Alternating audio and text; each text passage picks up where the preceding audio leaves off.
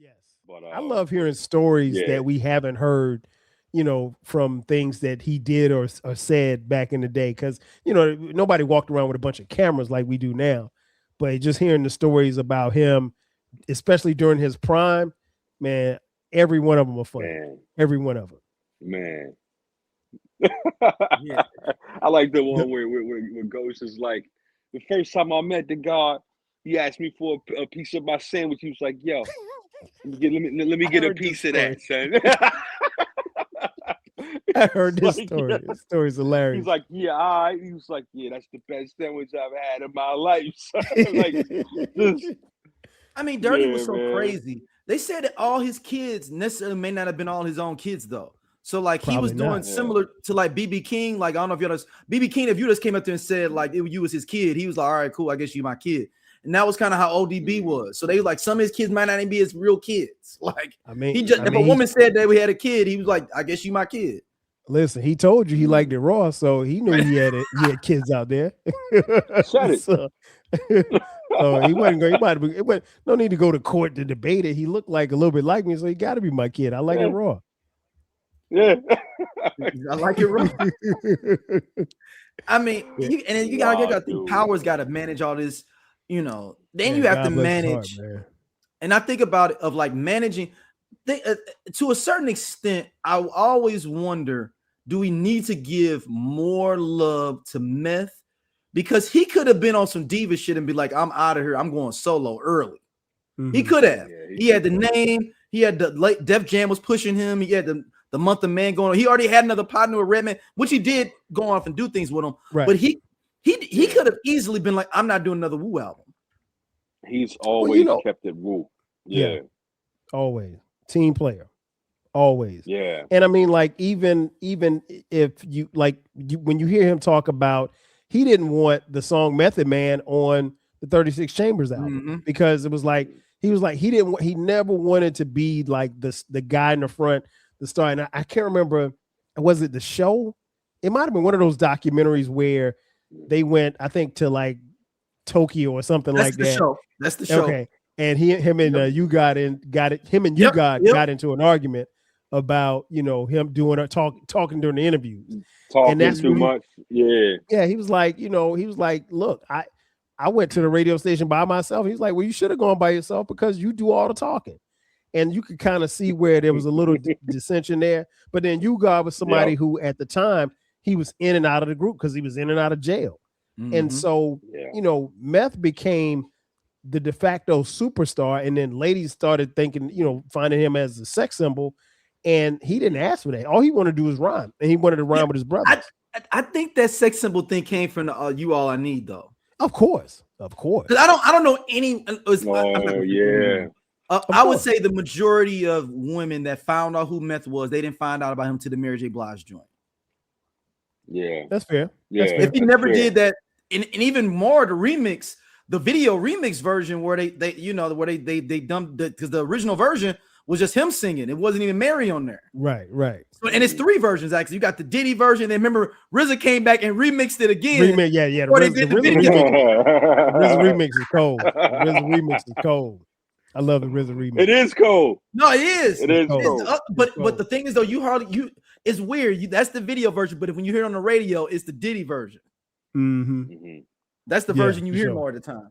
But For with sure. him, with that, you got to think Power and them are like, man, all right, how do we keep this dude satisfied within the group? Def Jam trying to have him do this Month of Man with Red. They're going to another level, and there's a whole other stream of income and things going on with him and Redman. Yeah. And Lord knows Def Jam didn't know that was going to happen. They didn't. No. They couldn't have predicted that chemistry between them two would be like that. But you always made sure he came back and it was a place for him in the clan.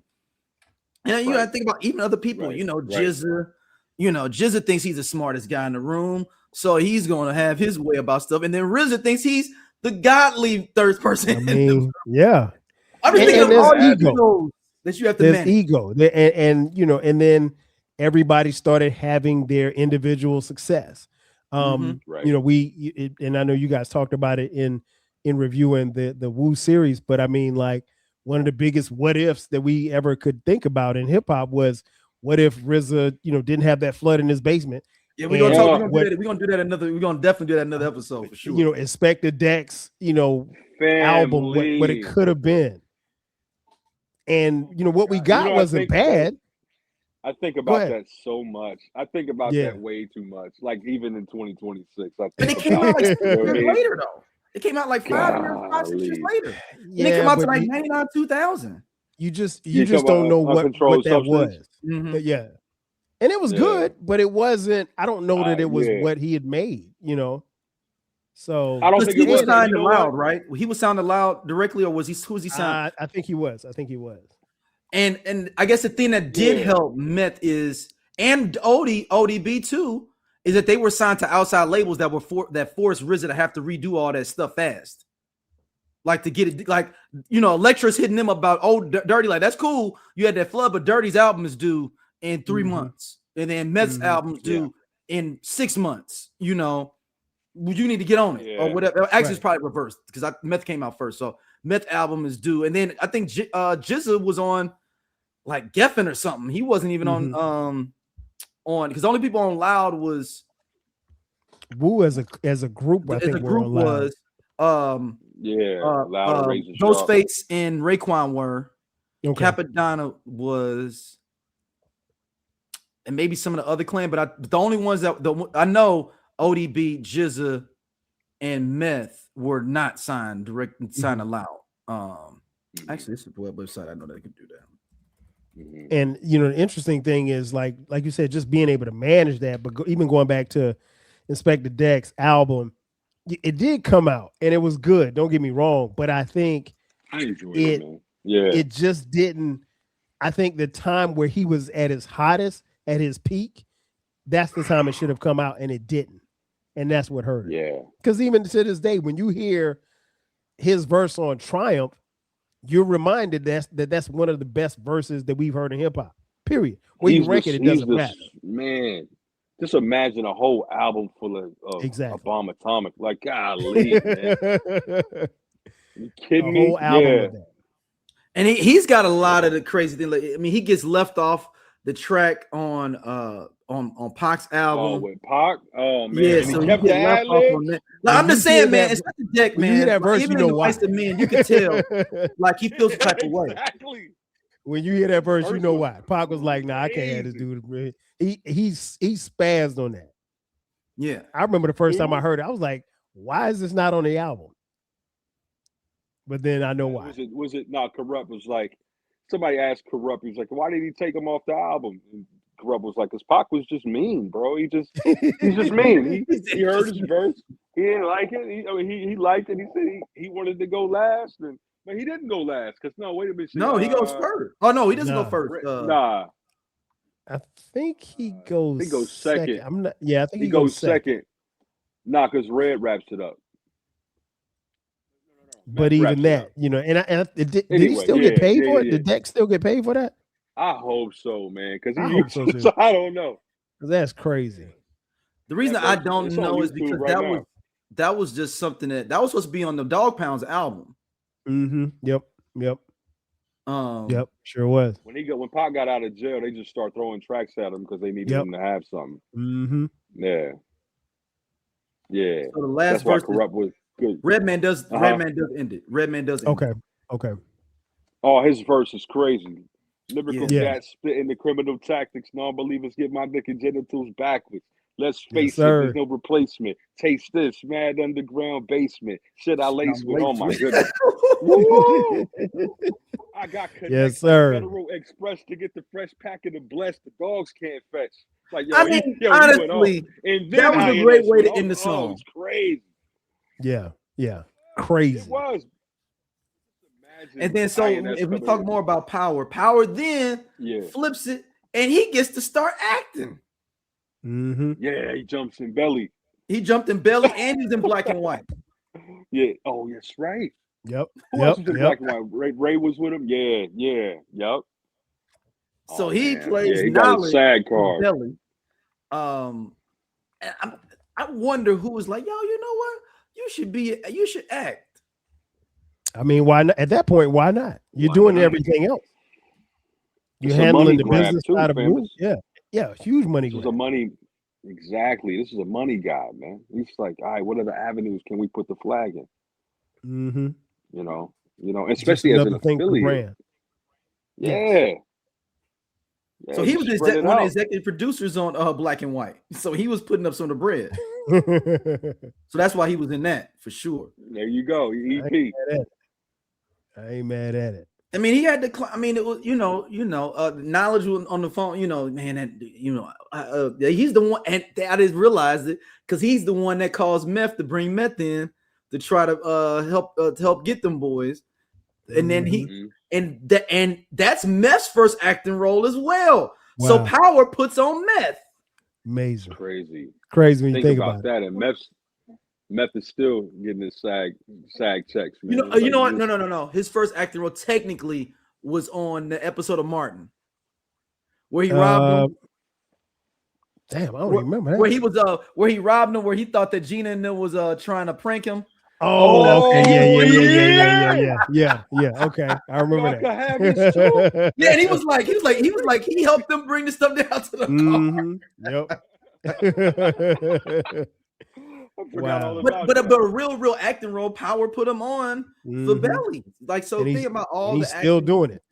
Meth, Power is the one that put him on with that. I just watched the movie that he did with Kelly Rowland, the rom-com. Oh, how was that? It was pretty good. It was pretty good. It was predictable, but it was pretty good. I enjoyed it. And it was good seeing Meth in a different type of role. That's what I was gonna ask. Yeah, it was good seeing him in that type of role, and I think he has range, man. I didn't look at him like, this is Method Man coming in. He came off as very real, so I thoroughly enjoyed it. Yeah, I like. Just watched that last week. Good track, good movie. Yeah, man. So power. I mean, think about that, man. If you draw a chart, right, or a tree, and just connect all the branches to things that go back to power, it's like. He also did the Wu-Tang video game that came out on PlayStation in '99. Wow. Yo. He produced that. Wow. See that? Man. Anything to generate some revenue. Yeah. And flex that creative muscle and keep it legit. Because he knew how to do that. He knew how to get creative. He watched his old man be creative the whole time and keep it legit too. On a hustle tip. He watched hustle in his house. And it's just like we talked about it a little bit earlier, man. Like your imagination is limited by what you've been exposed to. If you're exposed to hustle early, you're like, if I could do that, that means I could do that. Mm-hmm. If I could do this, maybe I can convince them to jump on board with me to do this. Right. And I see something in him, and now he's quarterback, and now he's even more than quarterback, and now he's Geppetto with it, low key. You know what I'm saying? With the whole situation. And then to have the money to make it happen. It's a powerful dude, man. It's a powerful dude. I wonder how many powers we walk by every day, man. You know what I'm saying? They don't know, again, by exposure, what you've been exposed to. Like, we all have something in us that we probably could maximize a little bit. Even the young heads, man. I look at the young kids. And I'm like, that kid, what if it's him? What if it's him? At one point, Power was 7 years old. At one point, Power was 3 years old. And he was just getting it out the mud. He was jumping off the porch like everybody else. And then something clicked. And he said, and we got the benefit. We got to watch the theater, the stage of Power just kind of turn into the things that we, you know what I'm saying, that became the soundtrack or the fashion department of our lives, you know what I'm saying, in a certain part of our lives. And so, Power, man. What an appropriate name for the brother, man. Definitely. You know what I'm saying? Like, no, because very fitting. Very fitting. Yeah, very fitting. And it probably at first I wanted people was like, man, I ain't calling you no Power. Until you start, coming around. Because he wasn't. He is powerful. Was he 5%? Yeah, it gotta be. Yeah, had to be. Because I'm gonna say it's pretty common up there anyway. In New York, to have a name like that, I think cats would have called him that, just based on the strength of you know what I'm saying, how I would, cats yeah, I was would think moving up so. there. I would Because definitely you think got so. a cat named, his man is Divine. Divine, right? You got Divine. You got, Right. you know what I'm saying, a So lot of his this. brother's in Killer. His brother's in Killer Army. Power's brother is Killer Son in Killer Army. Okay. Okay. Oh, that's Wow. right. Wow. Yeah. That's right. Talk about That's affiliates, crazy. man. How much you think Power had to do with all of the affiliates? I know RZA gets a bad rap from the core group. You know what I'm saying, about the affiliate situation. How tapped in was Power with all the affiliates? Like, you know what I'm saying? I think he was. I mean, Grave Diggers. He strikes me as somebody who probably had his hand in just about every Wu thing, because of the level of respect, you know, and where he was in his position in the clan, you know, and not to say that he told them what to do, but I'm sure like they bounced a lot of ideas and stuff off of him, and so he was tapping in on each one and then learning. And keep in mind now they're all around the same age, so it's not like he's you know, the OG who's 10 years older learning the game and he's kind of filtering it down to them. Everybody's learning at these stages and they're growing. And I mean, like we're talking about roughly 30-year career. And he did it very quietly. I mean, we know because we're fans, obviously, but he did it very quietly and a lot of times behind the scenes. But he was the backbone of Wu-Tang. And I don't think that you can speak of Wu-Tang without mentioning Power. And that says a lot. And there were, unfortunately, there were a lot of people when they found out that Power had passed that didn't know his story, but they're getting to hear his story now through, you know, a lot of mediums and stuff like that. Yeah. Nah, So do you think, 100%. And that's, I guess people wouldn't know. I mean, unless they were fans of the Wu like that. But you know him because, like we talked about, he got the clothing out there. He got the logo out there. He got, I mean, even though I believe Mathematics made the logo. I think so, yeah. Math made the logo. Yep. Yeah, but I mean, but he's the one that made it pushed out where it's a worldwide. It's like the Nike swoosh at this point. Like he wanted it to be. Man. I mean, you got it like is. It's exactly right. I still think Wu-Tang shirts are $50-$60 just for the plain W. Nothing special on it. When you think about it, I mean, like we talked about it a little earlier. When you think about it, like his involvement and his direction of the Wu Wear store and Wu merchandise, you know, we didn't have a lot of artists at that particular time who were dealing in merch, their own merch. Right. You know, it's one thing for you to be, you know, pushing Adidas or Nike or whatever the case may be. Russell and Fat Farm was probably just bubbling at the time.